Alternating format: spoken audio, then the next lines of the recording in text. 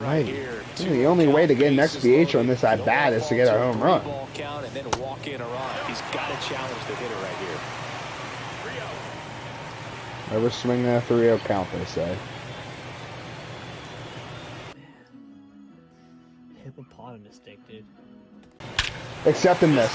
Mr. JC in the house, you know we get to spray and pull up in the church, the predator gon' keep the bitches praying. I got too much money, if I'll stand on it, I'll touch the rim. I'll take control of that boy's life, turn him to a sim, yeah.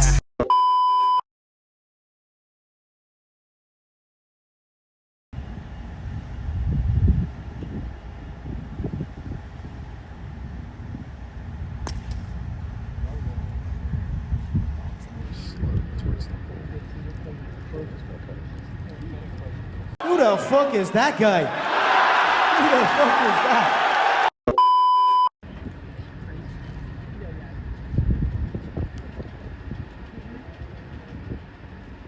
Nice roll. Yeah. A little too fast.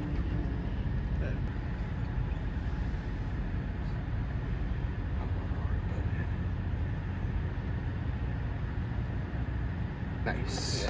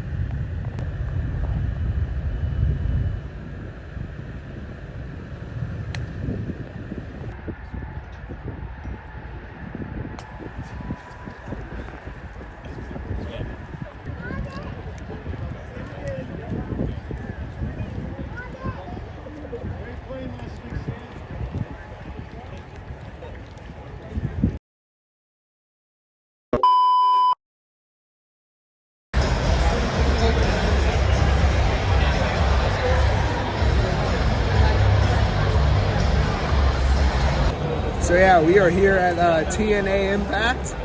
This is I believe it's a taping for maybe next Thursday. So I'm really excited for this. Obviously, probably get to see my boy, Joseph Hendry. Yeah, I'm really excited for this. So let's go. All right, hello everybody. It's post-production JJ here. I have to do this voiceover because I want to avoid copyright, so I'll be basically narrating every single thing that's happening here. So here we got Moose, the former, now TNA X Division champion. So this was actually the first show before Slam, or not the first show, the last show before Slammiversary. Now you can see the Retribution knockoff from NXT attacking the system. This was the show before Slammiversary, so this stuff is a little bit outdated, but it was still really fun to see. And then Trick Williams came out here. It's my first time seeing Trick Williams. Of course, I was chanting along with the crowd. Fortunately, you can barely hear it because, again, copyright. And then for the first time ever, I got to see the Hardy Boys live in action. This is actually a match between the Hardy Boys and the Rascals and First Class and I think somebody else. I don't really remember who it was. Oh yeah, it was the Nemeth. That's right. So at this time, the Nemeth were the tag team champs.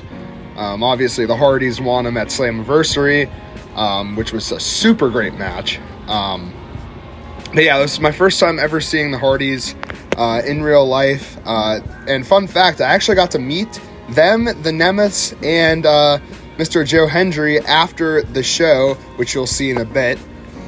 So after the match, First Class and the Nemeths were attacking everybody, and then here comes Mike Santana for the save, who I didn't actually notice was coming out like right beside me. So he comes out and he starts beating up Trick and AJ Francis, and he starts getting beaten up. And then, this happened.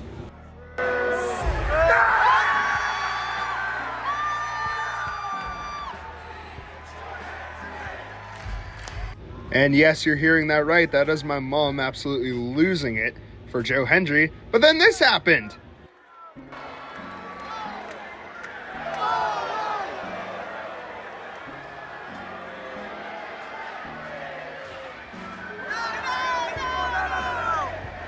And then, you know, they were just having a casual conversation, talking about their afternoon tea, possibly, you know. Nah, they were fighting for sure. But this was setting up this little tag team match in the main event of the evening, and obviously the triple threat between Hendry, Santana, and Trick Williams at Slammiversary, which was kind of BS because Trick Williams retained. I mean, why don't you have Mike Santana win in his hometown? But that's besides the point. They fought in the main event against Frankie Kazarian and Trick, and it was a pretty fun match, and we'll see it in a bit. Now the Hardys cut a promo, and then all this shenanigans happen, and boom, there goes Flop Dollar over the top rope. That was a pretty cool spot. That was obviously setting up that amazing ladder match for Slammiversary. And now we got our main event, and Mike Santana with a nice moonsault there. I didn't really get much wrestling from this show. I wanted to, you know, live in the moment, but I got something from the main event at least. Hendry waiting for that hot tag. Mike Santana's a little bit hesitant because they do not like each other, but he's like, F it, I'll tag him in anyway. So here comes Hendry with a big old hot tag comeback, you know, whatever they call it in wrestling. I know, I'm a wrestling nerd, I should know this, but here comes, Frankie Kazarian slapped him in the face, and then Joe Hendry hits him with a cutter, which gave me flashbacks. Able to hit that. It looked like he was getting a standing ovation earlier. So in the end, Hendry and Santana picked up the win. Then we met the Nemeths after the show. We met Joe Hendry after the show. And we met the Hardys. So, pretty great show. In the interest of safety, especially with our young fans in mind, we ask that you please refrain from throwing anything outside of your point of view. If you are caught doing so, you will be convicted and subject to arrest. Please be considerate. So now it was time for Monday Night Raw and Friday Night Smackdown, which I went to with my good buddy, Matthew Greer, as you've seen him on the channel before. So Rhea Ripley came out first, and then Io Sky interrupted her. Io Sky and Rhea cut a promo, and that was basically it for that segment. They put on a great match at Evolution, because this was the show before Saturday night's main event and Evolution. And then possibly my favorite matchup of the last 2 weeks came next. It was the New Day versus the Judgment Day. And look what happened!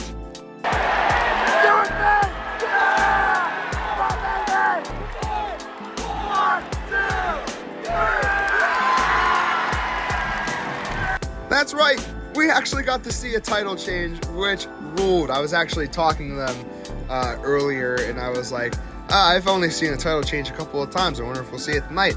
And it actually happened. The Judgment Day win their second ever tag team titles in a great match. And then Sheamus and Rusev had an excellent match. I didn't get much footage from that one, though.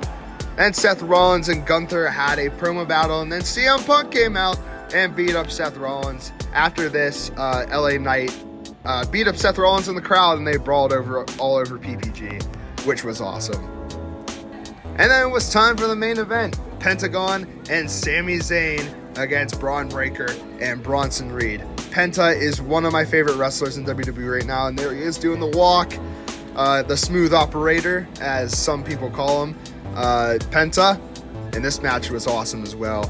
And there was kind of a brutal moment at the end, which you'll see in a second. And, well, here you go.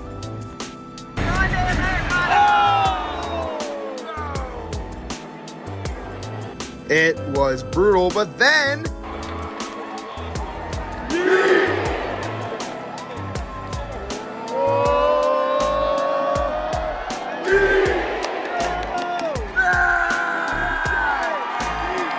Jey Uso came out to save the day, and we yeeted along as Raw went off the air. Then it was time for Smackdown, and guess who opened it up? The brand new undisputed champion, Cody Rhodes, came out, and, well, I got to do my first whoa. It was awesome. It was very loud. I lost my voice because of it. Pyro went off, stuff like that. He cut a promo. I don't really remember what he cut a promo about, I think it was something before Saturday night's main event. Then the Queen Charlotte came out, and you can hear me and Matthew booing because we both hate Charlotte Flair because she is overpushed. But today, she actually tagged with Alexa Bliss, which was kind of surprising because those two are rivals. But then they became the women's tag team champions at SummerSlam. So, like, I don't know. I can't complain about that. But yeah, we do love Alexa. We popped really hard when she came out at the Royal Rumble. And yeah. And then it was time for a tag team match. The Wyatt Six. The first time I've seen the Wyatt Six in action. I did see Bray Wyatt a few years before he passed away. Bray Wyatt was freaking awesome. But then the Wyatt Six came out and they had a match with a couple of people from the other tag teams. And there is my boy, Johnny Wrestling, Johnny Gargano, my second favorite wrestler right now, besides Kenny Omega. I freaking love Johnny. And then Tiffany Stratton came out, and she was out there to make a little bit of an announcement before Evolution. And you'll see what happened in a second, but she came out with her belt, women's championship, and then this happened. Jay, I'm actually so happy you're here. I have a surprise for everybody.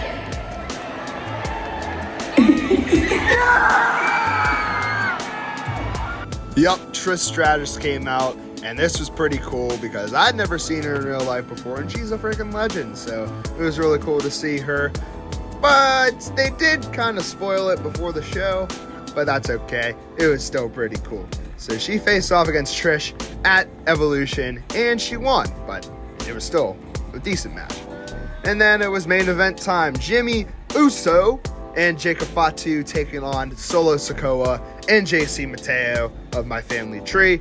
This match was okay. It wasn't really like that spot filled or anything like that. It was fun for what it was. And so here comes Jimmy coming out, and here comes Solo and JC Mateo coming out. Blah, blah, blah, blah, blah. We all hate Solo here. Solo is annoying. He's still the United States champion, which kind of ticks me off, but that's okay. Yeah, they came out. And keep in mind, this was before Saturday night's main event. So I don't really think they faced off at Saturday night's main event. But that's okay. I actually did good footage from this match. Jimmy Uso with a nice little dive onto JC there. And then Jacob Fatu does the same thing to Solo, which ruled. And if I remember correctly, I believe Solo and JC won. And this was after the match. Solo spikes Jacob Fatu. And they send everybody out of the ring. And then this happens. Roman, save us.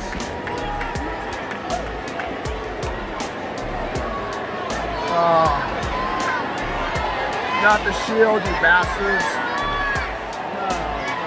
No. But all hope was not lost, because here come the heroes, Jey Uso and Cody Rhodes, even though Jey Uso's on Raw. I guess this is kind of their dark match. Usually they do a dark match like after each show, but they didn't do one for this one. So this was kind of their dark match, if you will. It was actually Cody's birthday, so they did a little thing after the show for that. Like they got him a cake and stuff, and the kid came out and sang happy birthday to Cody, but I didn't get that. Double super kick there, and then this happens.